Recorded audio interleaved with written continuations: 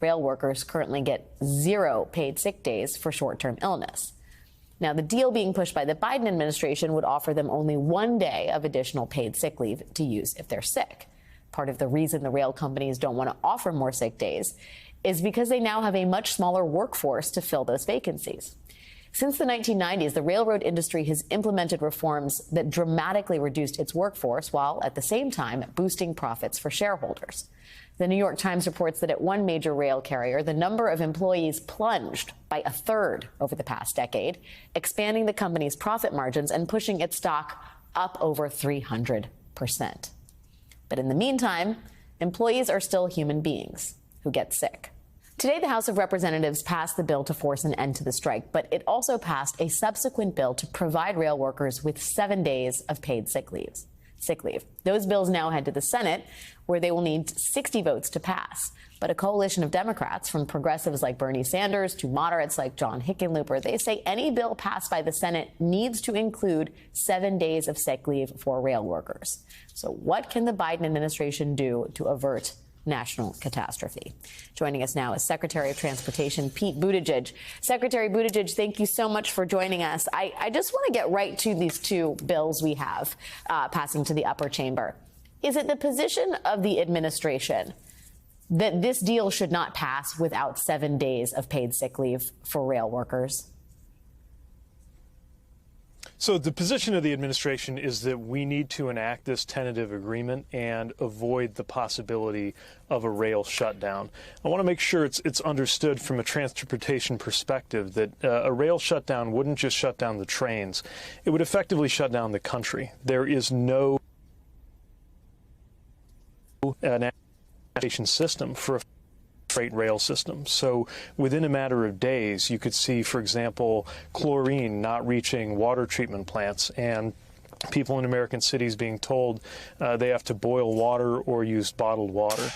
We would see the auto industry effectively shut down within potentially a couple days at some facilities because they don't have that many parts on hand.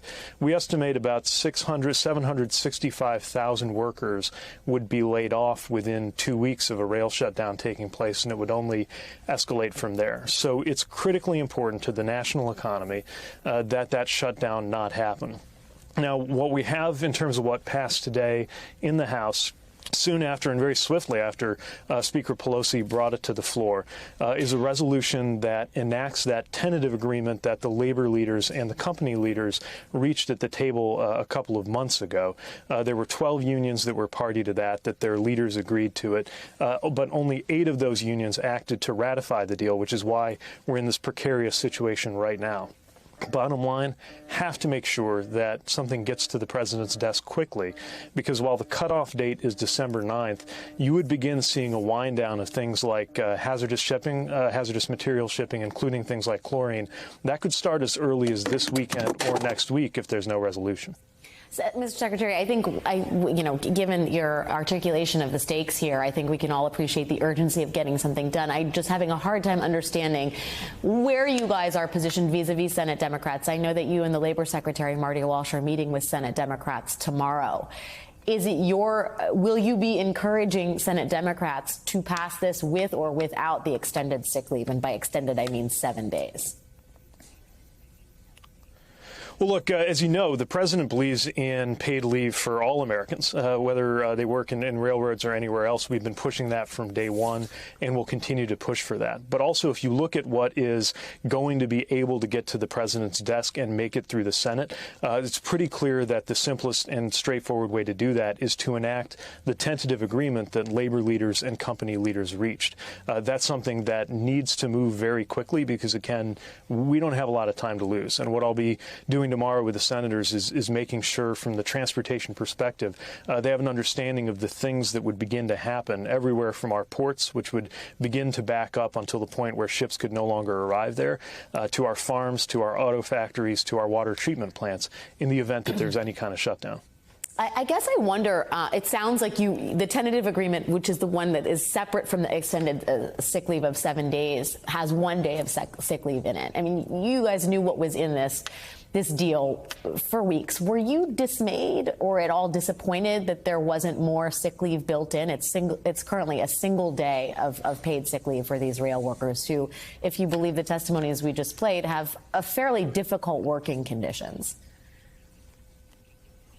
They do, and they've been under a lot of pressure. They feel that it's difficult to access sick leave, paid or unpaid, because of the scheduling that they're subjected to, and that is a legitimate concern and one of the many things that the union leaders and company leaders balanced when they reached this tentative deal. But what the deal does have is a 24% pay increase over 5 years, and that's retroactive, bonuses that I think come to about $5,000, and this added paid personal day, which I do want to distinguish as a day of paid personal leave, which is added to what the workers now get, which is, as I understand it, typically up to between 3 and 12, depending on their seniority and which union they're with. But look, these are legitimate concerns they have about being able to have any of that kind of flexibility. And those are among the different things that labor leaders and company leaders weighed as they came to this tentative agreement. Now that that tentative agreement is on the table and that the House has taken that step to advance that, we really need the Senate to act quickly and get a bill to the president's desk, knowing that it's not perfect, that none of the parties are completely satisfied or got everything that they want in this compromise and in this negotiation. But also, as has happened, I think 18 times in the past with Congress using its authority under the Rail Labor Act, we need to make sure there is a solution that does not risk ending the economic growth that we're seeing in America and sending us in the other direction. Secretary Buttigieg, we've talked a lot about the rail workers, but what of the rail companies? I mean, part of the reason we're in this predicament is because in the 1990s, they instituted these quote unquote reforms that dramatically trimmed workforces and increased profits. Does something need to be done here? Is there some kind of oversight, or should there be some kind of reform that Congress should be asking of the rail companies so that they can manage their industry the way many other industries manage, which is to give employees paid sick leave? Yeah, so there are a couple of things I think need to be looked at. First of all, across the transportation sector, you do see workers coming under enormous pressure under these models that a lot of the companies have adopted. And we're seeing variations of this, whether we're talking about airline pilots, whether we're talking about workers in rail, where you have fewer and fewer workers, you have less and less cushion in terms of availability. And what that means is more overtime, less flexibility, and being able to use downtime or pre-planned, whether it's paid or unpaid, becomes harder and harder, and that's one of the quality of life issues that has really been on the minds of railway workers. But the other conversation that we want to have, that we've been having since we got here and that we're not going to relent on, is the idea that every American worker ought to have paid leave. It's something the president believes need to make the case for, that just about every other country policy creates every worker, and we think that needs to happen in this sector and in every sector.